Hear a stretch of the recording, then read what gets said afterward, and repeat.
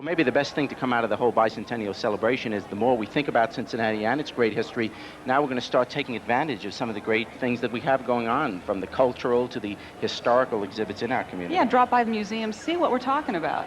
Yeah, it's been a beautiful night, and of course one of the great constants of Cincinnati is its skyline. We're going to get ready in a few moments to celebrate this beautiful skyline. You know, if you travel to Europe and you saw this, you'd say, God, what a beautiful city, and you'd brag about it. Take pictures of it. Here at home, we tend to take it for granted. We're not going to take it for granted tonight. We're going to look at this beautiful skyline, Cincinnati, which is our calling card. You know, there's excitement in the air. I mean, you can feel it. The Skyline Chili Bicentennial fireworks just a few minutes away, and everybody's getting excited for it. Of course, there's not just excitement in the air. There's also Pat Berry in the air. Well, Pat's exciting, too. Pat, where are you? Yeah, he is. I'm up here inside the Pepsi blimp. You're looking at the radar screen right now. We're going to pull back in just a second. You'll be able to see our two pilots.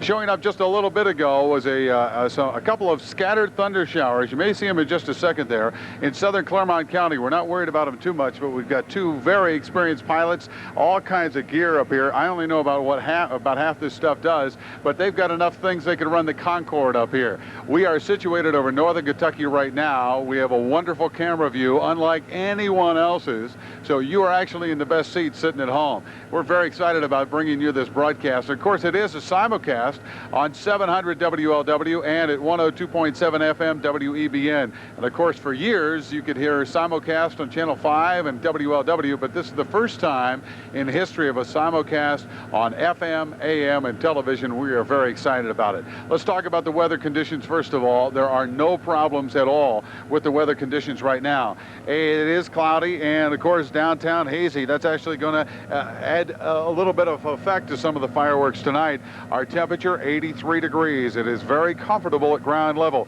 Humidity at 45%. Wind southwest at 3 miles an hour. Of course, our barometer is falling 29.89. There are showers in the area right now in Indiana. Also showers that we're talking about in northern Ohio. Those are basically moving to the northeast and won't be a problem for tonight's show. And the main concern was the amount of wind. And at 3 miles an hour, that's not a concern. From my understanding, they will not shoot off the fireworks if there's 25 or 20 mile an hour winds or more, and they would be delaying the fireworks by 15-minute intervals until 11:30. It's a go. It looks good. We have got the greatest position that you can imagine here in the Pepsi blimp. We got experienced pilots. We got experienced technical crew here. It's a great evening. I'm excited. I'm just going to sit back, enjoy the music, and watch and learn something more. This is an exciting night. Norma, Jerry? Pat, it looks like you're having a great time, and it also looks like you got the best seat in the house. He does have a pretty good seat. Now, while we're waiting for the final countdown for the Skyline Chili Bicentennial fireworks, we're going to give you one more piece of history about one of Cincinnati's most famous landmarks, Fountain Square. The fountain's real name is Genius of the Water, and it was a gift to the city from Henry Tabasco in honor of his brother-in-law, Tyler Davidson. Now, if you've never looked closely at the fountain, there's some interesting little stories all around.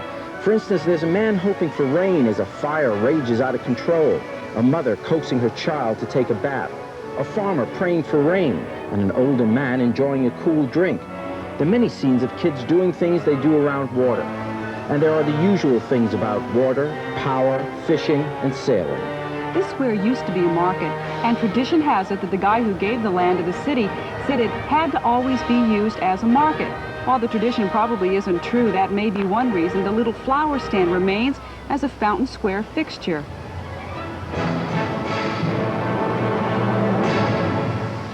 Now, tonight we've been hearing from some of Cincinnati's homegrown stars, Andy Williams, Hugh O'Brien, Rosemary Clooney, and of course, Roy Rogers. Lots of folks are from here. And we're going to be talking to Michael Collins a little bit later, learn a little bit more about these homegrown stars, and hear some of their memories of Cincinnati. And you ever wonder what these stars learned here in Cincinnati that they took with them on their way to the top?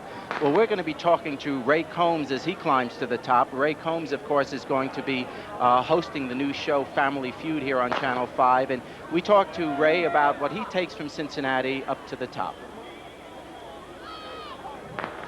All these people we have talked to have come from Cincinnati. Andy Williams, Roy Rogers, there was Doris Day was from Cincinnati, there was Andy Williams. All have portrayed a wholesome image. Well, isn't that interesting? It really is interesting. But I believe that cream rises to the top faster than some of the milk. It comes to the very top. And I think if a person has the right attitude about themselves, about where they're going, where they came from. Particularly if you know where you're going, you're going to get there a lot faster. Many people come to Hollywood and say, I want to be a star. And you ask them, well, what do you do? I don't know, but I'm talented. Yeah, they have no plan. It's just like a football game. If the Bengals were playing, maybe they've done this. And if they don't know that they're on the 30-yard line and they have 70 to go, they're going to call a different play. And you have to be able to evaluate your life fairly. And I think people who've come from good upbringings are probably more honest with themselves and evaluating themselves, as they're probably more honest with other people. And I think goodness is rewarded.